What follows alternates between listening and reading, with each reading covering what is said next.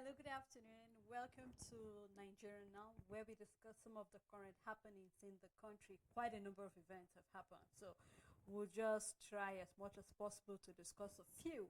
And please do well to drop your comment, your views, as you know, they are always welcome on the show. I am Sarah Elisha Dasham. I'm doing this program together with Rachel Tanzi. Good afternoon, Rachel. Afternoon, Celia. All right, we'll be looking at two major things today. We'll be looking at the budget that was raised from about 49.7 trillion naira to 54.2 trillion naira, and then as well we'll be looking at what is happening at the education sector. Now, we would love to start with the increase of the budget. We will record that various sectors or various ministries were called to actually defend their 2024 budget and then together with the budget for 2025. And then looking at some of the sectors, it was brought to the notice of Nigerians that some of these sectors will actually suffer if there is no increase in some of the allocations that will be given to them to actually run some of the affairs of the ministry. And then include one of which we have is the Ministry of Solid Minerals. We also have the Ministry of even Defense, where we saw that it's very important that the welfare of our army, or talking about security agency, and then every other thing that's needed is being done. Now, these are the few out of the other sectors that will be having additional, allocation for their ministry, and then this is the reason why we saw there was an increase. And of course, Rachel, we saw where some experts actually kicking against that, because what this means is the fact that we'll be having more deficit than profit. And then of course, when we look at let's just cast our mind back to the 2024 budget. I remember you and I kept following this budget back to back, back to back. And I remember clearly when I said that, you know what, let me just round it up, that the budget for 2024 is going to be 30 trillion naira, because we saw the way it was going. And they were saying that for this year, of course, with the inflation, I'm definitely expecting it to go high. Yes. But I mean, a number of Nigerians did not expect to see that it will be raised from the 49 to about 54. So we're seeing about over 4 trillion naira increase and all of that. And just like I rightly said, it was as a result of some of the sectors, there is a need for additional allocation. They're looking at some of the profits that some of these sectors or ministries, the likes of is we have the FRS had so much of profit. We also saw even custom coming in to see this is what they were able to recover for 2024, and I think this is where the money is coming. But then let's take a look at it carefully. I remember you and I went through the fact that we saw where our budget or our capital and infrastructure was not getting so much, where we saw that when we look at the budget, we saw that recurrent expenditure was having more than our capital, and then a number of eyebrows were being raised. And then hopefully we're hoping that for this year's budget we'll see that the money that's needed, because there is a need for so much of infrastructure and the likes of it. And we're seeing that after all of that, the federal government is going to submit it separately to Senate and reps, and then we are hoping that after they finish going through the budget, hopefully before the end of this month, the bill should be passed into law. But I just want to have your take regarding this increment of the 2025 budget. There's never a time we've had a budget that didn't get increased at some point in time. When President Tinubu stepped into office, I believe his first budget proposal was there about 25 to 26 trillion, but at the end of the day, we had a budget that was over 27, 28, there about trillion naira. That was for the year 2024. Now moving into 2025, it's not surprising that we're seeing a over 4 trillion naira increment on our the actual budget to what it is now. And then you can't help but wonder, wasn't the administration aware of the Bank of Industry, the Bank of Agri? Why are we having afterthoughts concerning key sectors and all of that, and the things that needs to be put in place and all of that? It shows how we do not pay attention to details, even when it comes to our budget. No wonder we are where we are right now and all of that.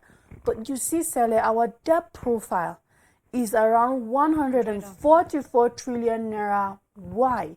Assumptions, speculating, estimation, thinking, and hoping. that is a mistake that every administration keeps making, and the Bola Ahmed Tinubu's administration seems to be making the biggest of that mistake. So far, so good.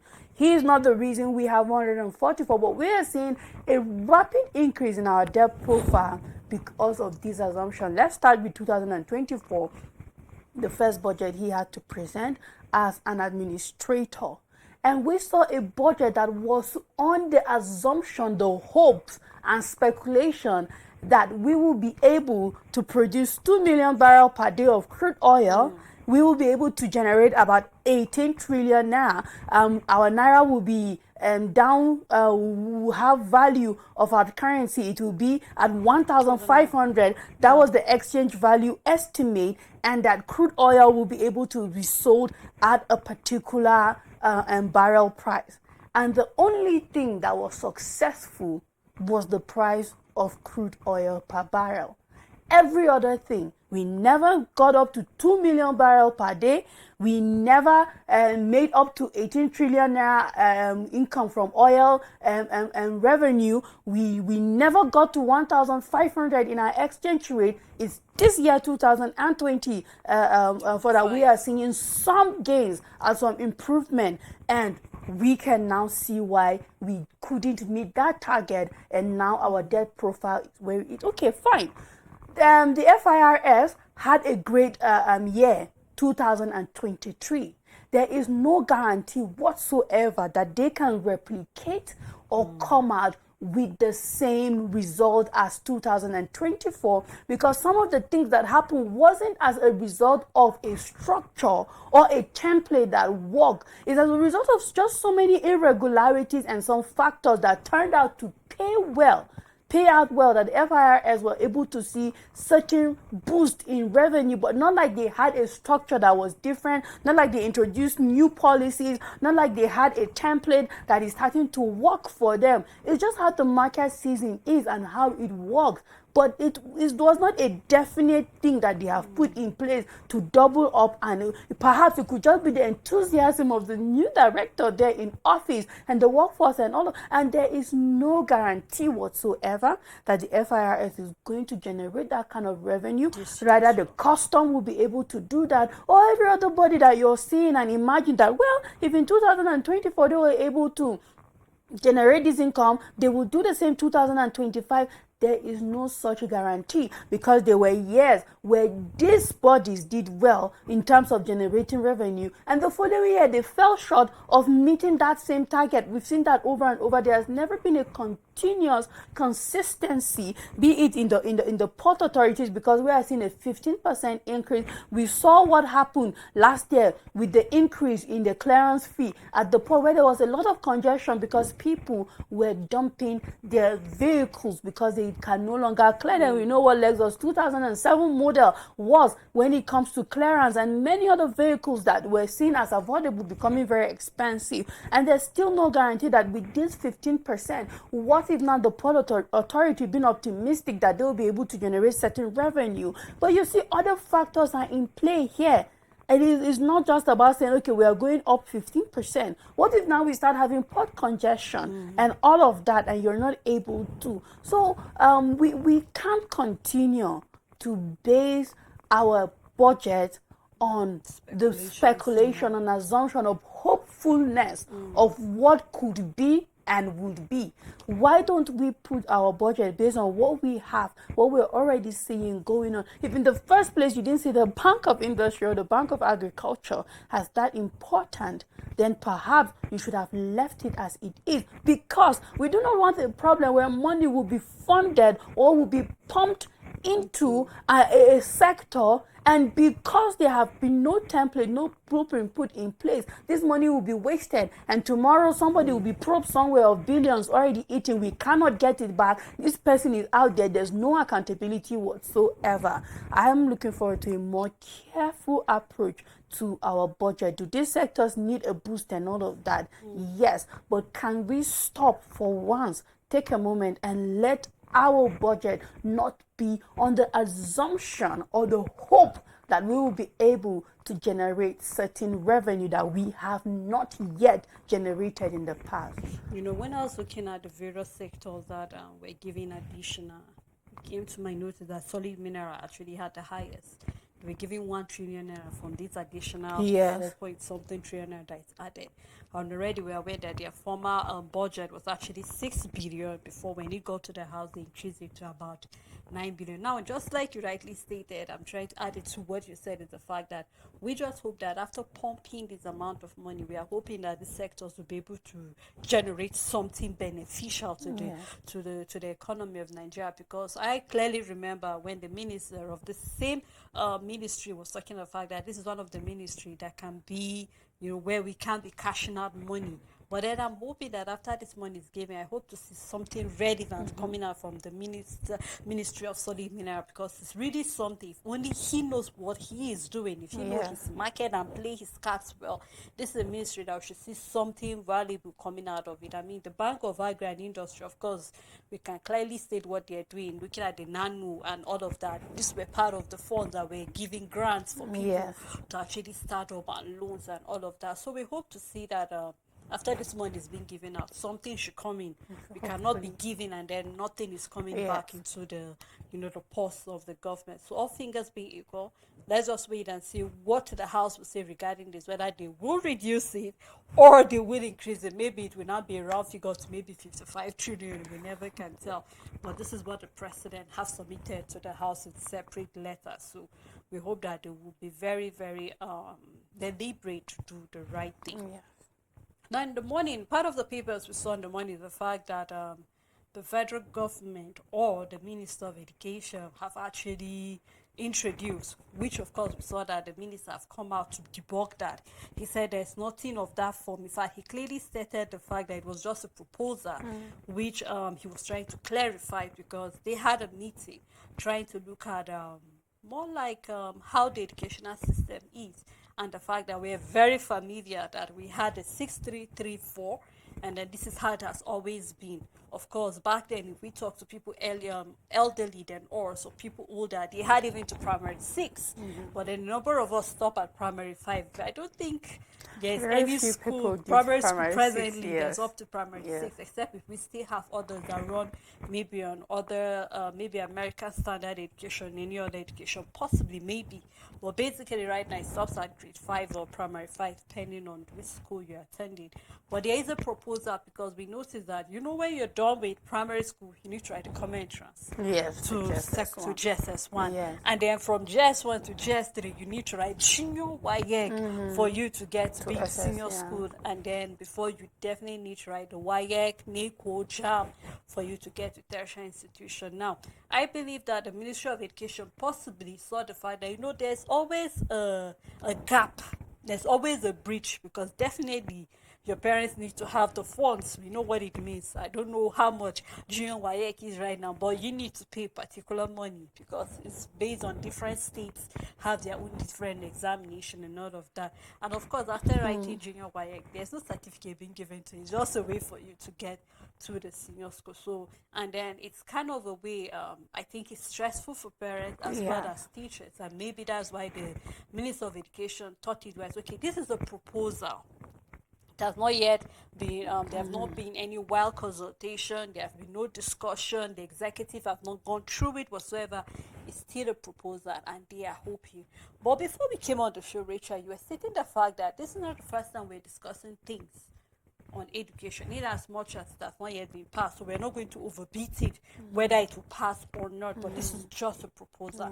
But then when you look at it, what is the difference between the 12-year proposal that the Ministry of Education is submitting and then the 6334 that we already have been practicing for over 30 years or so? This has been the practice over the years. So what difference would it make? I know that the concern here is the gap or the breach, because some people need to stop maybe after junior WAEC, they don't further and all of that. But then beyond that, is there any other thing wrong with the system of education? Okay, I'll start from here, Sele. It's a very good proposal. Matter of fact, it's absolutely very, very good. When you look at it deeply, it is very good. for our education system, making it 12, years of basic education and then tertiary education. Now, no matter how you put the numbers right, it's still going to be the same 633, okay?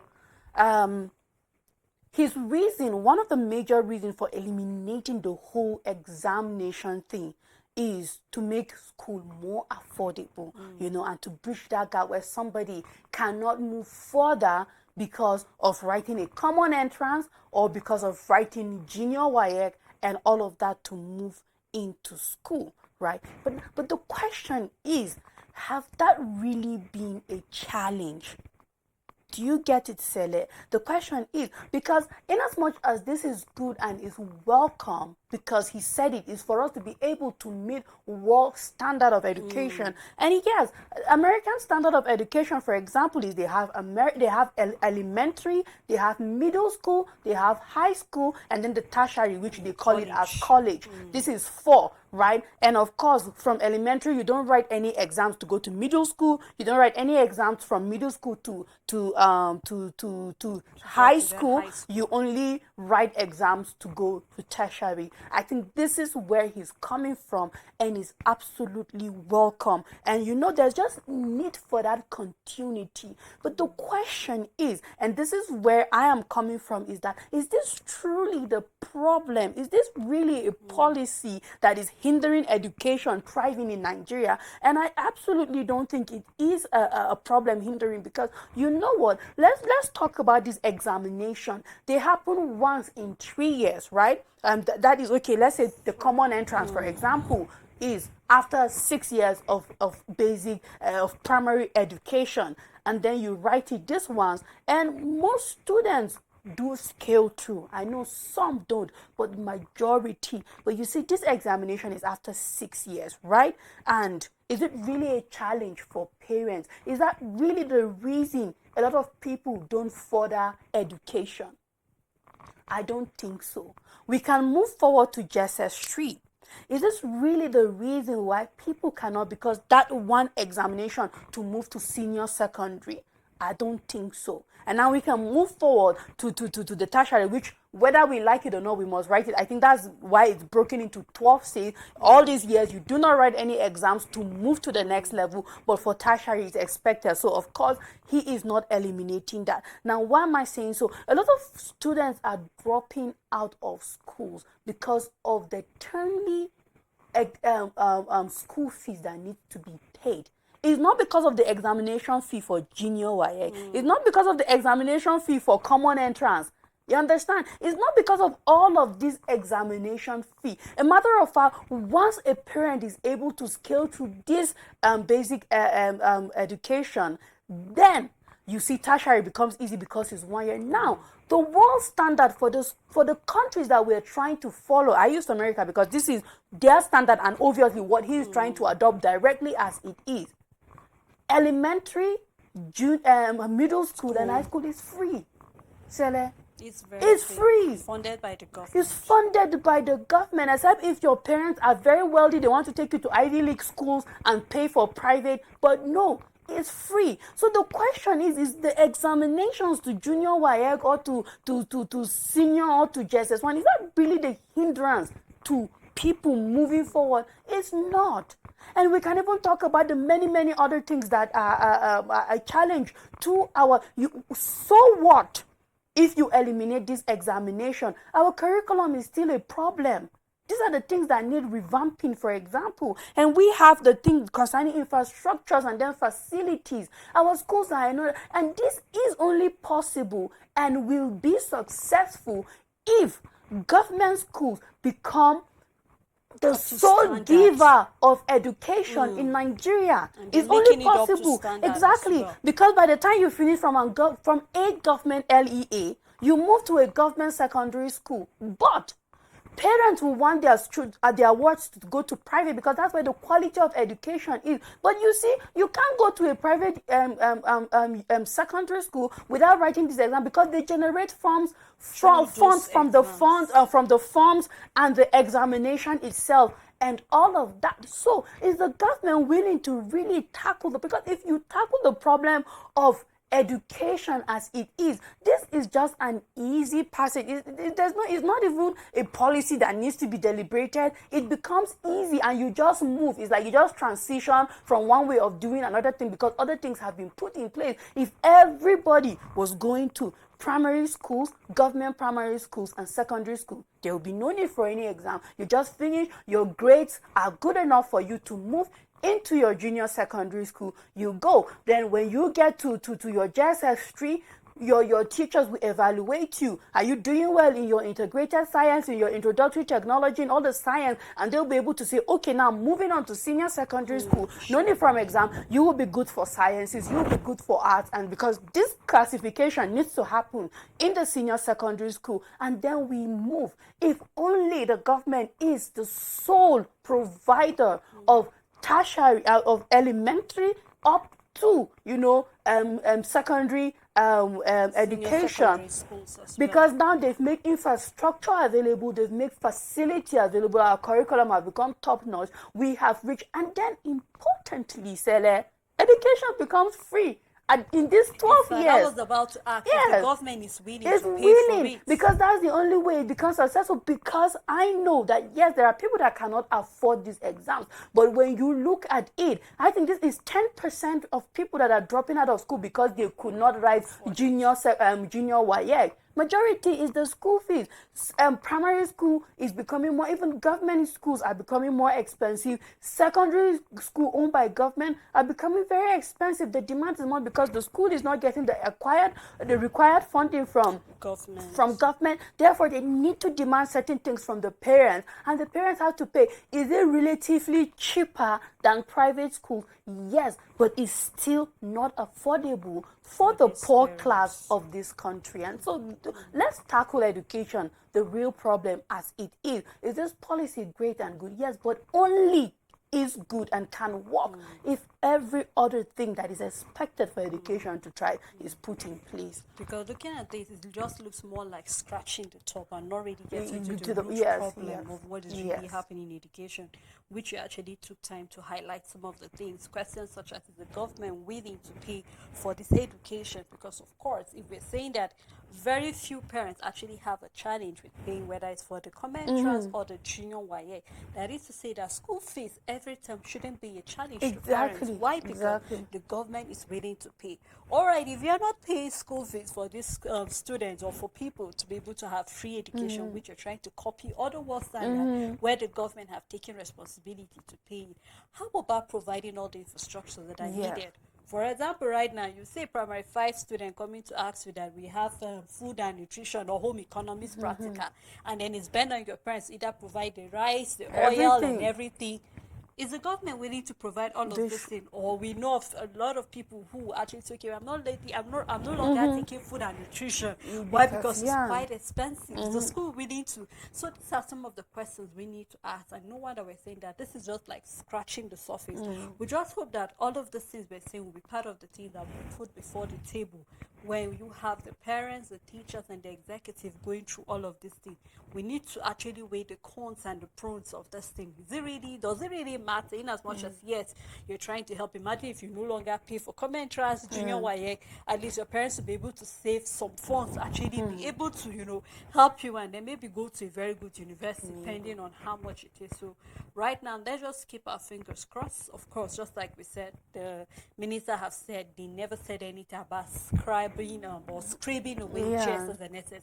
It is not. In fact, this proposal is going to take the next 8 months, so maybe till October before we hear the outcome of it.